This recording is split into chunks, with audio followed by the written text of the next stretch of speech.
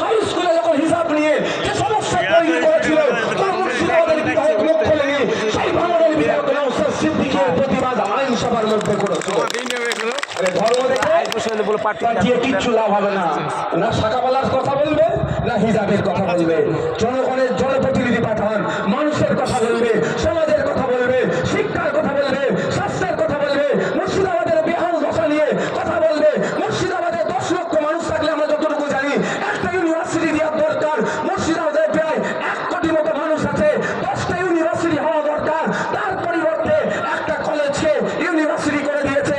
College এখনো জানতে পারছে না আমি কল্যাণ ইউনিভার্সিটির মধ্যে আছি কি নাই, আমার মুর্শিদাবাদ ইউনিভার্সিটি জানতে পারছে না আমার আন্ডারে থানা বাচ্চা কটা আছে।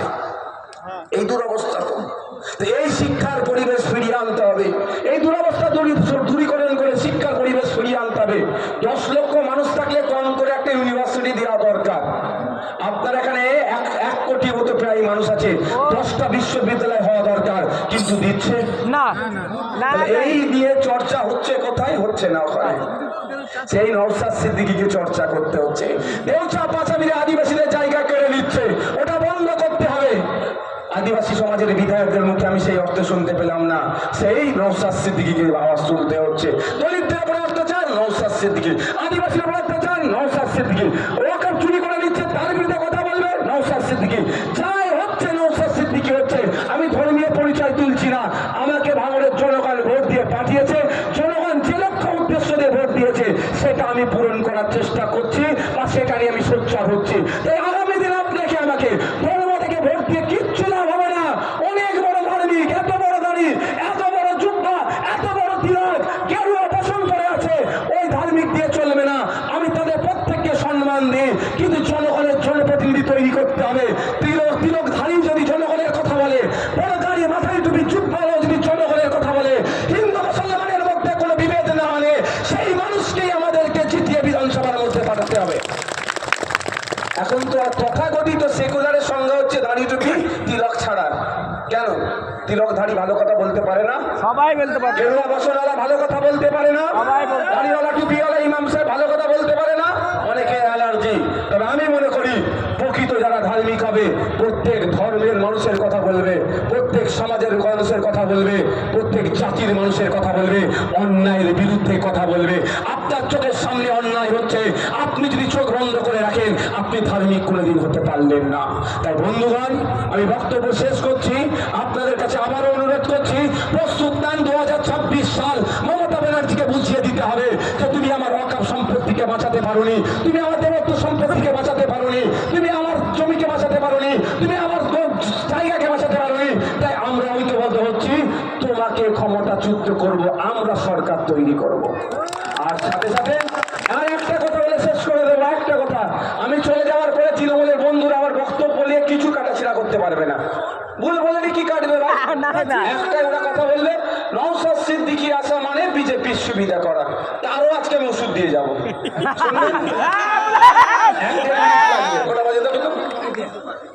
1-1.5 মিনিট লাগবে, ওষুধটা দিয়ে দিচ্ছি।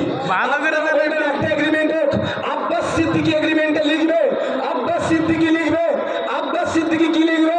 আইএসএফ যেখানে যেখানে প্রার্থী দেবে ওখানে যদি ভোট কেটে বিজেপি আসে, তৃণমূল যা শাস্তি দেবে মাথা পেতে মেনে নেবে। আর ওই কাগজে মমতা ব্যানার্জিকেও সই করতে হবে।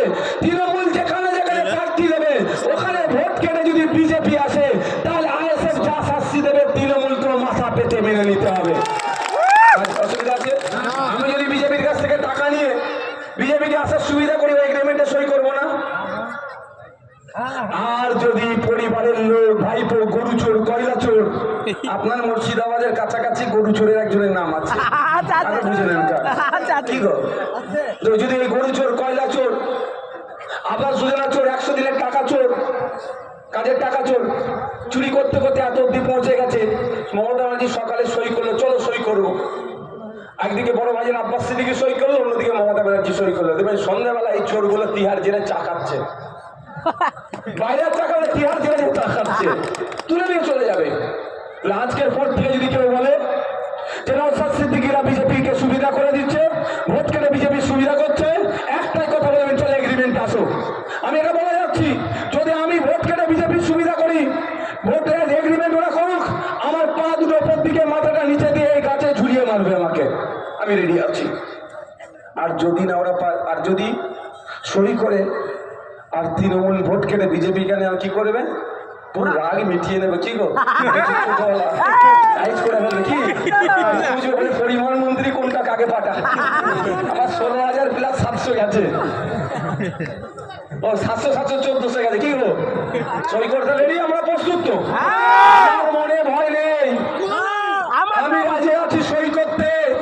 এবার তৃণমূলের নেতাদেরকে আজকে ভোট থেকে বলবেন, যদি তোমার মমতা ব্যানার্জির সৎ সাহস থাকে, তোমার মমতা ব্যানার্জি যদি সত্যিকারের অর্থে বিজেপিকে হারাতে চায়, বিজেপির বিরুদ্ধে যদি সত্যিকারের অর্থে লড়াই করে, তাহলে তুমি মমতা ব্যানার্জিকে বলো সই করতে কত তোমার সাহস আছে। মমতা ব্যানার্জি আমরাও দেখতে চাই, কিন্তু আমি বলে যাচ্ছি সই করবে না।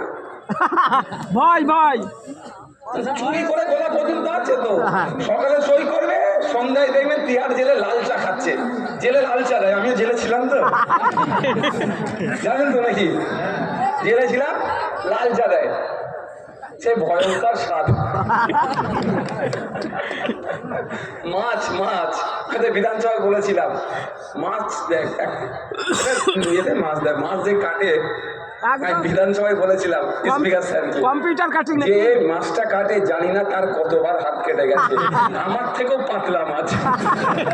আমি বলেছি আমি এভাবে বলেছি, জানি না যে তার কতবার হাত কেটে গেছে, আমার থেকেও পাতলা মাছ দেয়।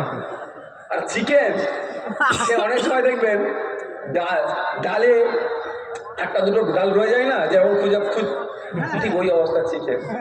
তো এই হয়তো তিহার জেলে কি আছে বলতে পারবো না, তিহার জেলে আমার অভিজ্ঞতা নাই, আমার প্রেসিডেন্সি জেলের অভিজ্ঞতা।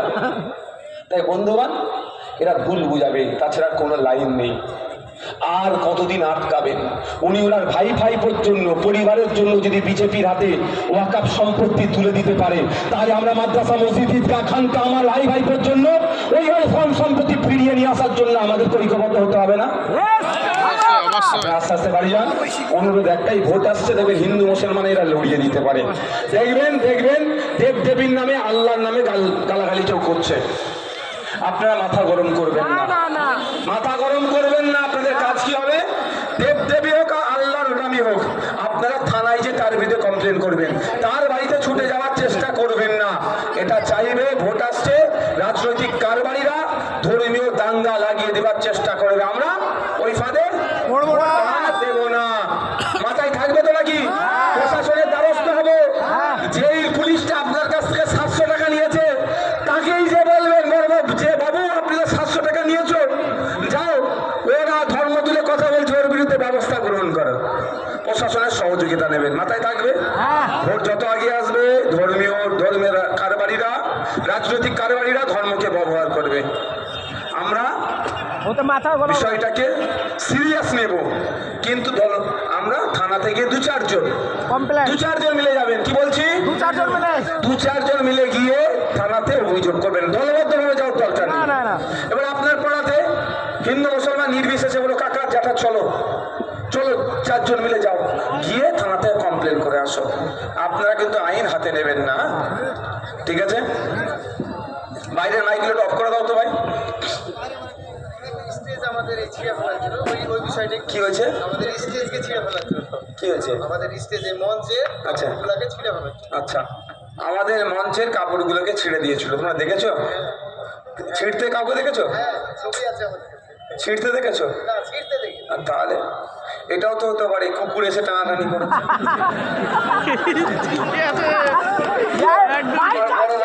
কুকুর বলেছিল বলে খেলে গেছে, এটাও তো হতে পারে। এবার 2 পায়ে কি 4 পায়ে আপনারা ব্যাখ্যা করেন। আমি ভাই 2 পায়ের ছিল কি 4 পায়ে বলতে পারবো না, তবে আমি মনে করবো 4 পায়ের কুকুর এসে ছেড়েছে। আমি মনে করবো এটা 4 পায়ের কুকুর এসে ছেড়েছে।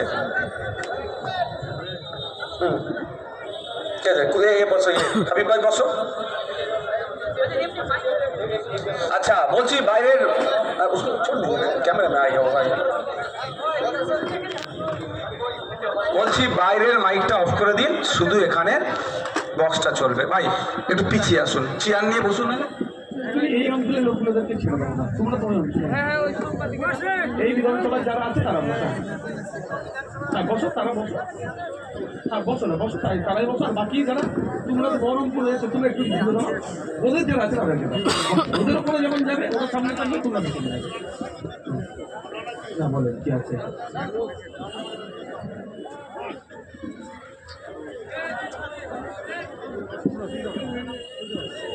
না না, এটা মিডিয়ার সঙ্গে কথা বলছি।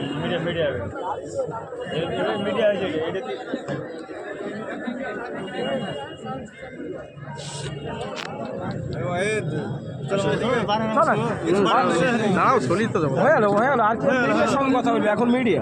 বাংলাদেশে আক্রমণ হলে, ভিন্ন রাজ্যে আক্রমণ হলে কাঁদছেন, চোখ দিয়ে পানি পার করছেন। আর আমার রাজ্যে, আমার দেশে সংখ্যালঘু আক্রান্ত হলে সংখ্যালঘুকে ধর্ষণ করা